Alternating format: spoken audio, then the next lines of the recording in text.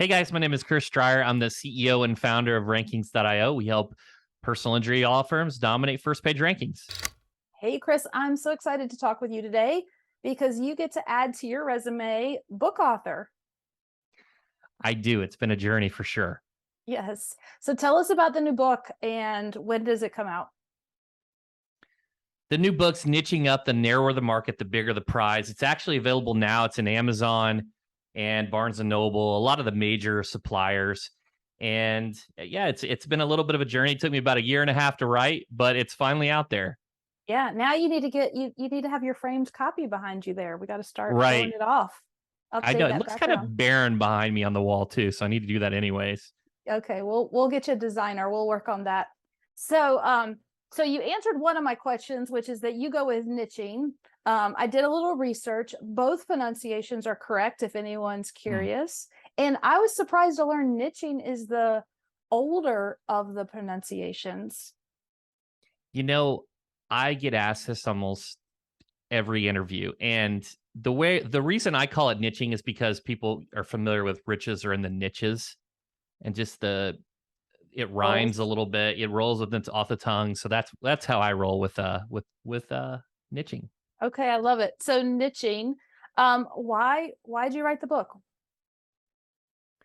I wrote the book because I wanted to share the pros and cons of niching. And everyone always thinks immediately of the cons. And I I was practicing what I preach, so to speak, and I was very self-deprecating in the book of things that I did wrong.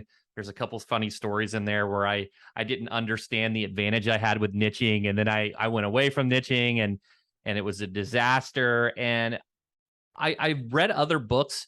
The Business of Expertise by David C. Baker's another great book. It isn't called niching, but it really is positioned that way. And it just no one really covered it in depth in total of the pros and the cons. And Epstein had a book about why generals fail, and I just felt that it needed to be covered in more magnitude. Yeah.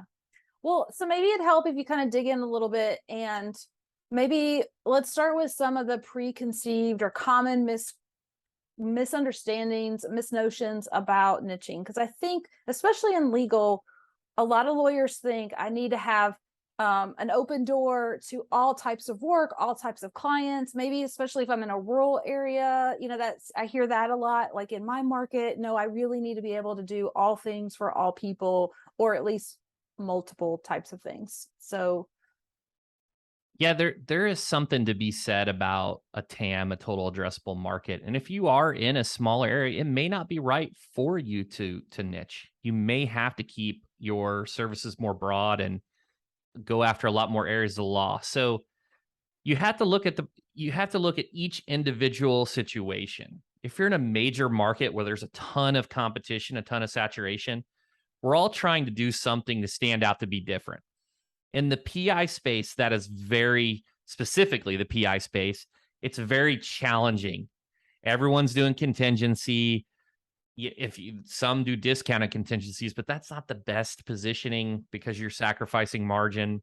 So you got to look at other opportunities, and going deeper and having expertise has a lot of advantages. And I like to say, we're all sentients. We all have our mobile device nearby. And imagine your business was a lemonade stand and we're all on the same street, because that's what the mobile device is. A consumer can go look and see how your firm is different from another. How are you going to be different? It's one of the most challenging things for a firm. And niching is a way to be different. It is a way to stand out. yeah. And so when you refer to niching, I like to just get definitions on the board so that we're all talking about the same thing. So you're thinking specifically for lawyers, personal injury lawyers, and then what does niching really mean or entail? What the biggest reason behind it is you want to become remarkable. And you become remarkable through focus and expertise. Malcolm Gladwell talks about you need 10,000 hours before into particular discipline before you become an expert. If you're practicing many areas of the law, it's going to take you decades to become a true expert versus going all in. And you can see this. You see a lot of examples when you think of And I don't work with Joe Freed, but he's just top of mind. When I think of trucking attorneys, because of his deep expertise and his deep focus, I think of Joe Freed. Yeah. And there's other situations of nursing home abuse or other types of the law, but for whatever reason, he just stands out. And I think it makes you more memorable because you're basically saying, instead of being a jack of all trades, where you're basically a master of none, you are being a master of one. Yeah. I'll confess that I've seen a lot of lawyers and billboards or just out in the world, and it will say, and I seem to see a lot of like personal injury, bankruptcy, divorce, or real estate. Mhm. Like maybe they throw real estate in there, but there'll be 3 or 4 practice areas. Personal injury gets thrown in there with some other maybe consumer focused areas. And I'll confess, I immediately think to myself, that person's not all in. Like they're just throwing that because they want those contingency fee cases coming into the, coming in the door. And so if somebody I know is hurt, I'm less likely to go to those firms because I don't feel like they're really like in it all the way. Well, I'll say this too, and I've heard through interviews that many of those individuals will say you have to saturate a market with your ads. You have to blast daytime television. You got to be one of the top 3 advertisers. You know why that is? It's because you don't have great positioning. You don't stand out. If you do stand out and you're competing in a blue ocean and not in a red ocean where everyone's at, you don't have to spend as much to be known. Yeah, that totally resonates. What are some of the other pros? I would imagine that's a big one right there. If you're focused in, and maybe you're a personal injury lawyer, but you're going to really stand out in this sub market or this type of work, like I could see people saying, like, I work with, Latinos accident like victims, right? Like you get really even narrower in the type of Mhm. injury and the market of the injury. Um, One is you could probably spend less on your marketing, but what are some of the other advantages? One that's not talked about a lot is relationship equity. And I'm going to use a divorce attorney as an example here. You don't go after, you're not going to get a major divorce, a Johnny Depp divorce, unless you've worked your way up the ladder, so to speak. And when you have that, you build this relationship equity that compounds over time. You do more and more divorces, you become known, then you keep moving up the ladder until you have these high net worth types of divorces. Same for any area. It could be for peer referrals. They want to. There's relationship equity. Einstein says the eighth wonder of the world is compound interest, and everyone automatically thinks of that in finances, but relationships has a lot to do with it too. Another pro is you do become an expert, and you can actually get more value out of a case, and that's why a lot of times it will be in your best interest to refer to an expert because they can actually get more value even from the referral. You mentioned it, maximizing your marketing dollars. Instead of throwing paint against the wall, you're throwing paint directly in the face of the person that you want to target. In the legal space, and I don't think this is in my book, but as a good example, I think of Law Tigers. Law Tigers marketing is very smart. They're all about motorcycle accidents, and it's very easy for them to do grassroots types of marketing, go network with Harley dealers, make sure the marketing person's at every motorcycle event. And so you're maximizing where your particular prospect is congregating. The other thing that's not talked about a lot is an awareness. Once you start to go really deep down that rabbit hole, there are things that occur that you learn that you never knew even existed. I Mhm. use for myself, and this is going to sound kind of foolish to the attorneys listening, but when I opened my digital agency, I went after all areas of the law. I had no awareness, even though every time I go into the city, I see a lot of PI billboards, but I had no awareness of how saturated and how much opportunity was there. And now that I'm in that space, now I'm looking at mass torts, and there's an awareness of that I never saw, never knew that it existed. So you gain these awarenesses. You can maximize your value, maximize your marketing efforts. There's also efficiencies. When you do repeatable actions, you can gain margin. You can eliminate waste. where you're doing things bespoke all the time. You can create processes. It lends itself to productization. I think of Henry Ford and the assembly line, those Model Ts. Can you imagine if every fifth Model T, they're like, you know what? We should probably have bigger tires, or maybe this one should be red. What would happen to the throughput? What would happen to that production, that assembly line? It would be a disaster. So there's advantages for efficiencies, and those are a lot of the main pros. Referrals is a big one for attorneys, peer referrals. If you're going after everything, first of all, you're a threat because you're going to be competing for the same prospect, Hmm. and it lends itself to reciprocity for referrals as well. Yeah. I mean, all that makes sense. And I've always thought it's hard to convince someone, but it's actually the more narrow, the more focused you can be in the type of work you're doing and the type of cases you're handling. Usually people actually do better. They make more, their business is more profitable for all the reasons you just said. And I know sometimes it sounds counterintuitive when people are first hearing this, but I've seen it. I've worked with so many lawyers and they're like, since working with you, I've stopped doing 3 types of law. But now I'm hiring and I'm making more money than I ever have before because I'm in this area. So, to anyone who's watching this and questioning, there is good data out there. We know this to be the case. Maybe the next thing that comes to mind though is when. Like, when is a good time to start getting rid of all this other stuff and making that focus? I'm glad you asked this because I have a differing opinion than what most coaches and mentors will tell you. Most of them will say, oh, you just need a niche right at the beginning. It's niche because it's too saturated.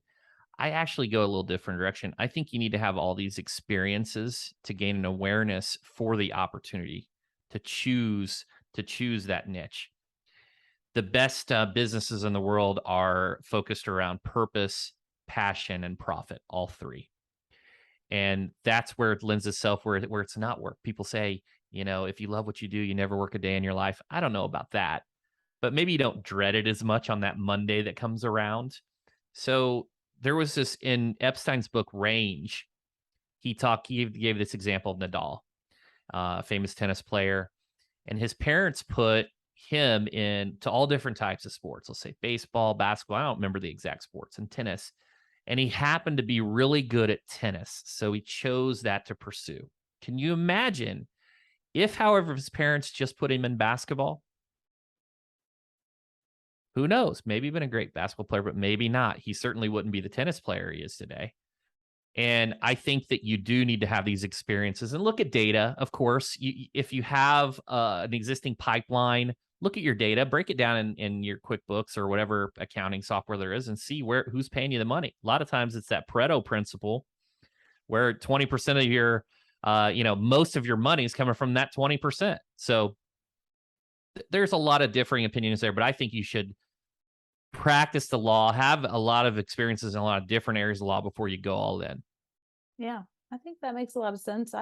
As a business coach, I wouldn't fight you on that advice. I think I like it. All right. So then we've kind of talked about the what and the why and the when. That probably just leaves kind of the how. And I know you cover some of this in the book, but what are a couple of little tidbits that you tell people as they're kind of getting started down this path? The biggest thing that you need to focus on is your positioning and your copywriting. That's the how. A lot of times it starts with a brand identity, maybe some surveys, and you get all this information out, and you want to create your unique selling proposition, update your website, update your copy for continuity. You're looking for a cohesive message. That's really the how. And honestly, I don't cover the how too much in the book, but that would be my best piece of advice is have continuity, a consistent message that goes out there that's memorable. Yeah.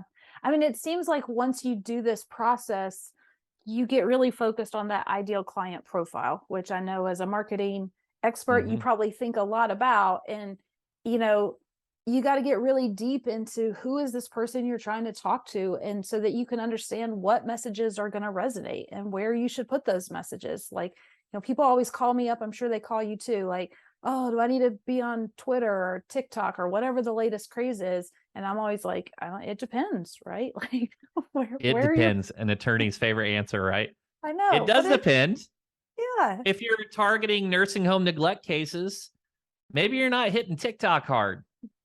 Probably Maybe, not. maybe you're hitting Facebook. I'm not saying there isn't an opportunity. Maybe you get someone that knows someone on TikTok, right? There, all advertising works, but it's attention arbitrage, and where does your avatar congregate? And it's going to be different. We just talked about law tigers. They're going to be at those motorcycle events. And if you're a motorcycle accident attorney, you probably should be there as well, or have someone there. Yeah, that makes a lot of sense. Well, where can the people get the book, and give us a little bit more about what they're going to find when they get it? Yeah, I'll give one little. I'll give you a couple more nuggets on the cons. So we didn't really talk about the cons Oh, too much, and the biggest one that I want to mention is everyone always talks about a scarcity mindset, about limiting their opportunities, a smaller TAM. But in actuality, you're already losing opportunities by wasting money. So I would think of that, and by not receiving referrals by being an expert. But the biggest con is really an increase in effort and sacrifice, where there's a reason why Walmart now sells groceries. It's because you want to make it as easy as possible for the consumer. So just be aware of that. That's one of the biggest cons that's not talked about for niching. And in terms of where you can get the book, Amazon, niching up, the narrower the market, the bigger the prize. thanks for that. We'll make sure to put links to the book in the show notes and wherever we're going to broadcast this interview. Make sure it make it super easy for people to find.